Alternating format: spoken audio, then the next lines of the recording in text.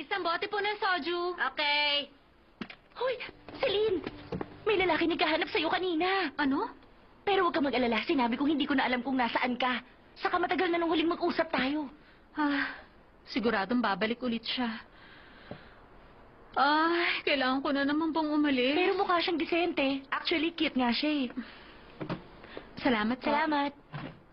Teka, kahit wala tayong pera ngayon, hindi pa rin pwede yung soju lang. Sige, orderin mo lahat ng gusto mong side dishes. Akong taya. Siguro bagong sweldo ka. Oo, last sweldo ko na. Ano? Bakit? Dahil dun sa client namin na sobrang obsessed sa aso niya. Kung hindi siguro sa kanya, may trabaho pa sana ako ngayon. Kahit saan ka pumunta, may mga ganun talagang customer. Kaya lang hindi rin naman maganda ang sitwasyon sa salon ngayon eh. Ang akala ko pa naman mabait siya. Hindi ko nakita mangyayari to. Tanga ko talaga.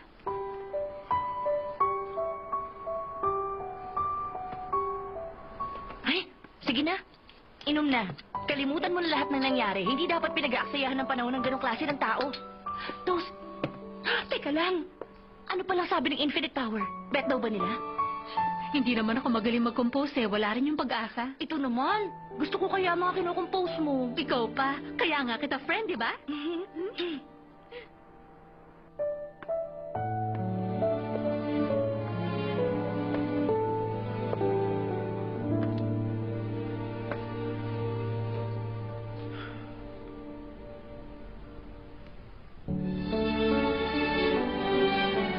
Mosby, noon pa lang ba, alam mo nang magkapatid silang dalawa ni Stella?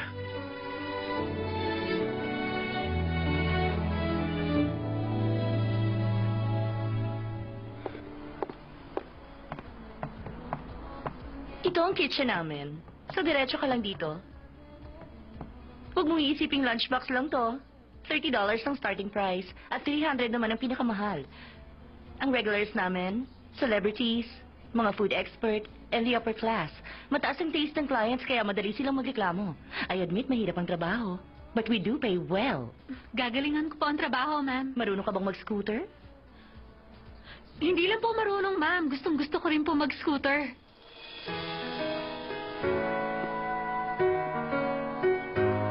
Mosby, gusto mo ba dito?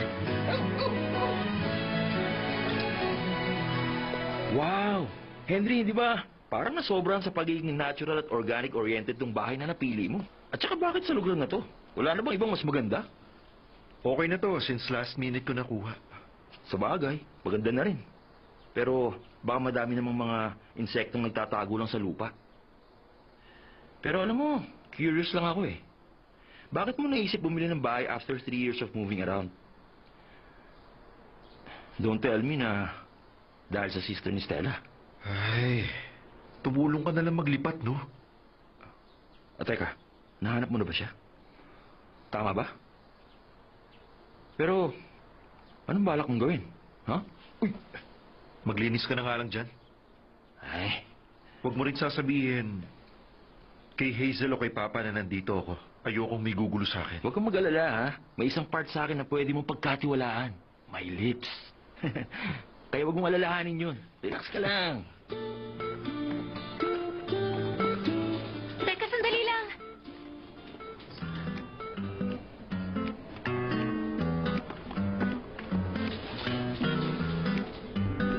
Stalker fan ba kita? Bakit palagi ka nagpapakita kung nasan ako? Alam mo, ikaw nga tong sunod ng sunod na parang stalker. Mainit na nga tapos ang bigat pa ng dala ko, kaya bakit kita susundan? Ang yabang nito magsalita. Punta ka dito kung gusto mo ng lunchbox.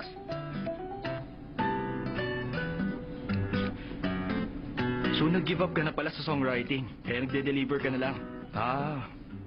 Baka plano mong maglagay ng CD sa mga i-deliver mo. Kapag hindi ka tumigil sa pang-aasar mo sa akin, ipagkakalat ko sa internet kung anong nangyari sa'yo last night. Bahala ka, wala ring maniniwala sa'yo. Isa pa, kaya kitang pigilan.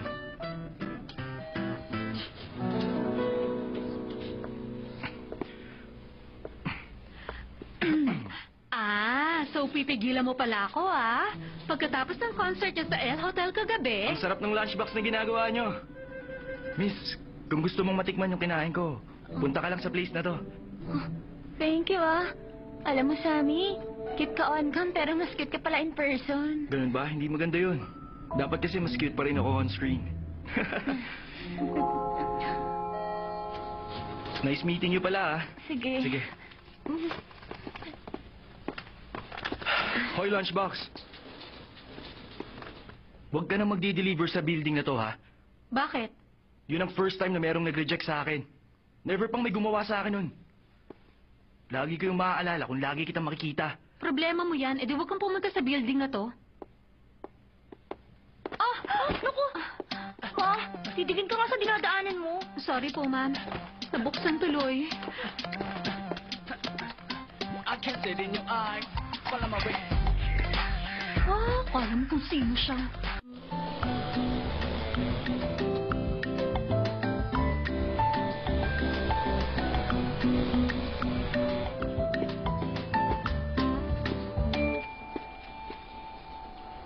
Huh? Siya rin yung inalagaan kong aso, ah. Hindi kaya... Aba, yan na ba ang lunchbox ko? Ha? Ikaw? Wow! Tignan mo nga naman. Nagkataong lumipat ako dito at nagkataong nag-order ako ng lunch at nagkataong ikaw ang nag-deliver? $30 to. Ikaw palang nag-deliver nito? Oo. Sa hotel ako nagtatrabaho noon pero nagkataong may nakilala ako mayabang at nawalan ako ng trabaho dahil sa kanya kaya napilitan akong lumipat. Eto na ako ngayon. Bakit? Tatawag ka para ipatanggal ako? Oo. Kailangan ko talagang tumawag. Para mag-order. Mag-order na ako sa inyo ng lunch from now on. Pero, allowed ba kayo na maging ganyang karude sa customers? Mag-order ka na lang sa iba kung gusto mo. Ayoko nga. Favorite kong lunchbox na galing sa inyo eh. First time mo pala mag-order sa amin, ah. Sige na, magbayad ka na. Ah, oo nga. 50 lang ang meron ako eh.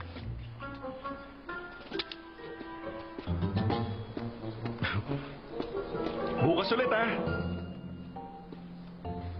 Mukhang matagal pa bago kami magkalapit. Tara, dali.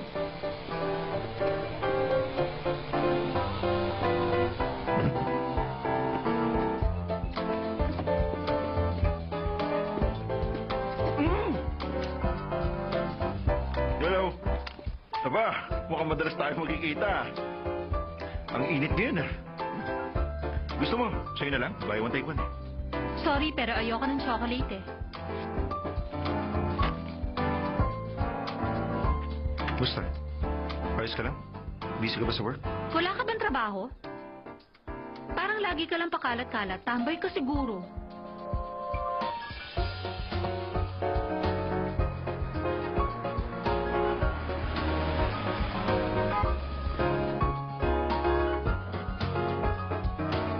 Napagod ako sa trabaho ngayon.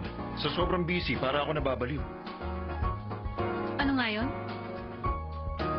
Ang sabi ko, ang dami kong trabaho, kaya... Never mind.